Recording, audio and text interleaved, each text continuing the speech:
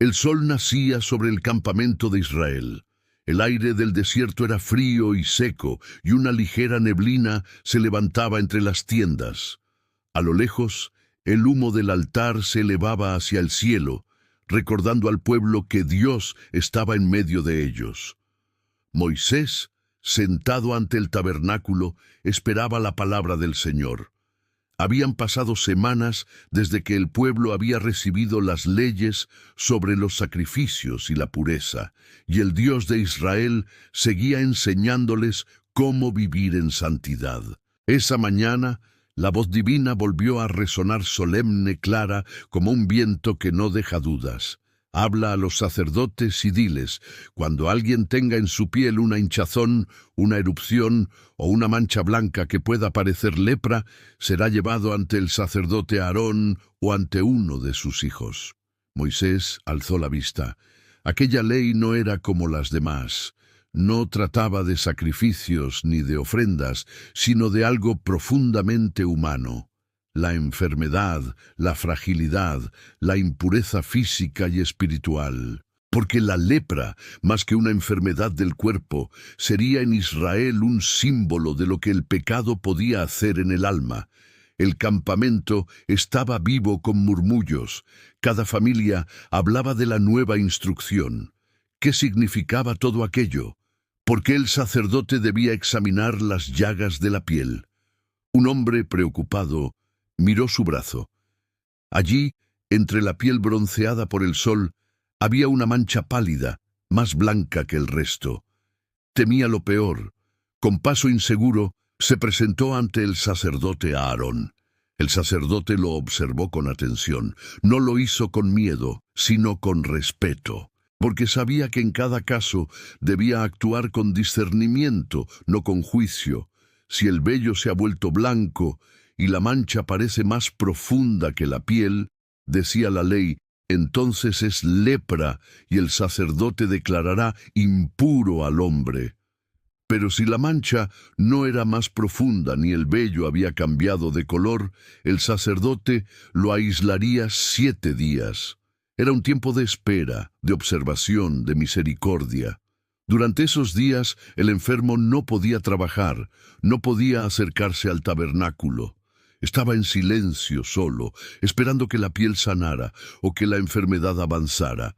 Si al 7º día la mancha no se extendía, el sacerdote declaraba limpia a la persona. Pero si se había propagado, entonces el veredicto era claro: lepra.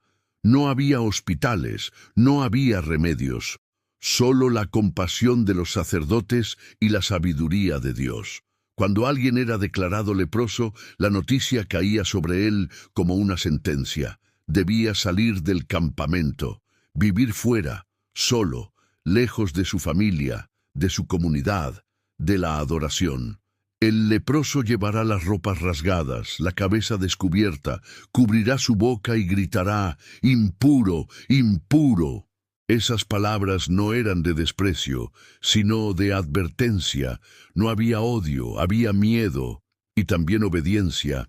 El pueblo entendía que la lepra no solo contaminaba el cuerpo, sino que representaba una impureza espiritual, una imagen visible del pecado que se extiende, que destruye, que separa.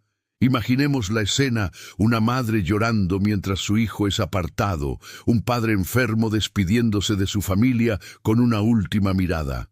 La lepra no dolía tanto en la piel como en el alma. Fuera del campamento, los leprosos vivían entre rocas y cuevas, lejos de la vida común. Algunos se organizaban en pequeños grupos. En las noches frías, miraban el resplandor del tabernáculo a lo lejos, recordando los días en que podían adorar junto a su pueblo. A veces el viento traía los cánticos de los levitas, y el corazón de los leprosos se llenaba de esperanza, pero la ley de Dios iba más allá.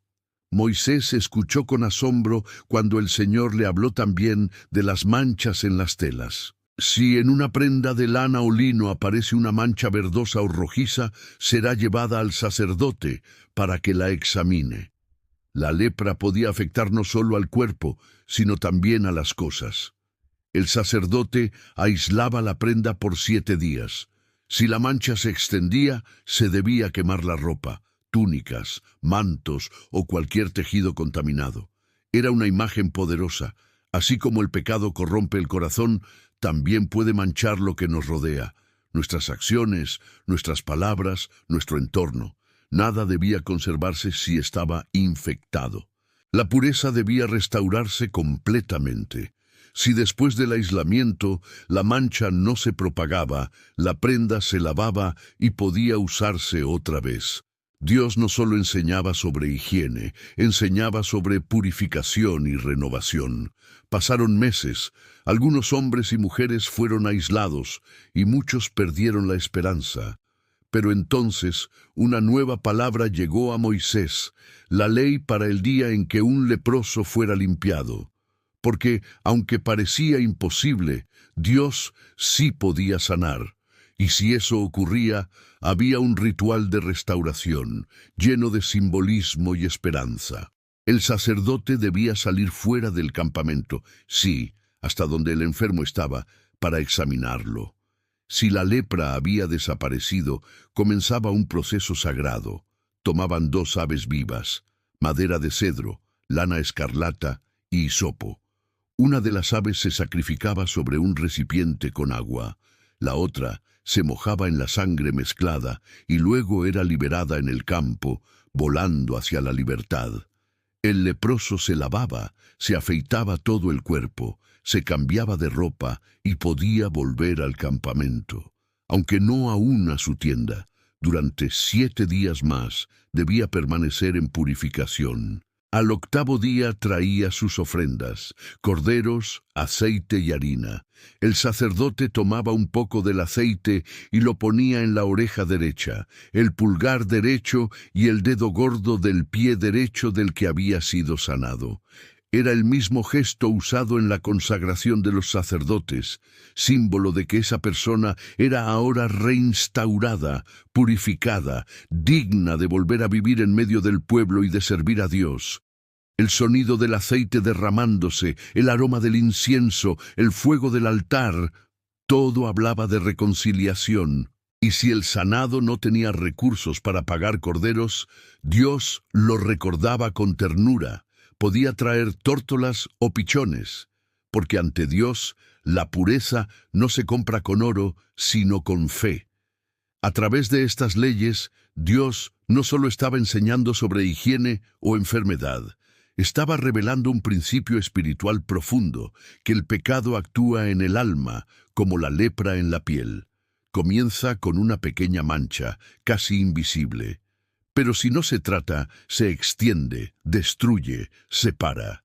Por eso, el sacerdote, el mediador entre Dios y el pueblo, debía actuar con cuidado, con amor, pero también con firmeza. El aislamiento del leproso no era un castigo cruel, sino una medida de protección.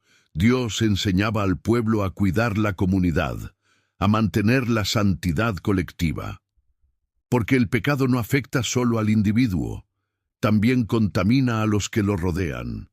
Sin embargo, en medio de toda esa severidad brillaba la misericordia.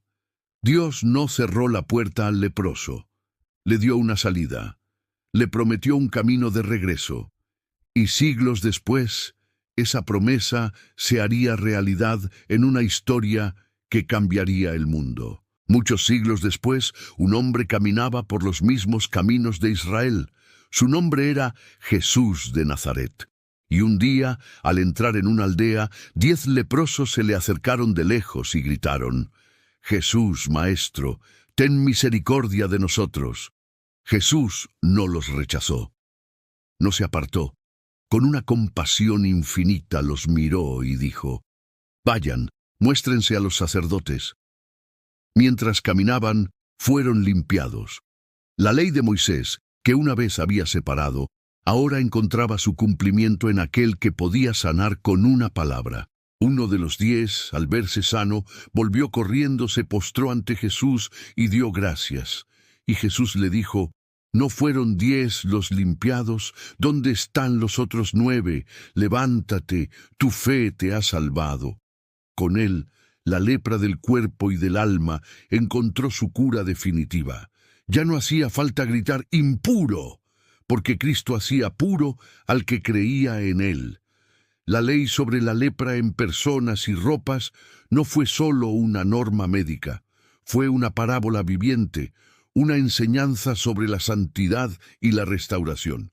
Nos recuerda que Dios se interesa por los detalles, incluso los que parecen triviales, que nada impuro puede vivir eternamente en su presencia, pero Él ofrece un camino de limpieza, que el aislamiento no es el final, sino el comienzo de un proceso de sanidad, y que la pureza no se logra por esfuerzo humano, sino por gracia divina.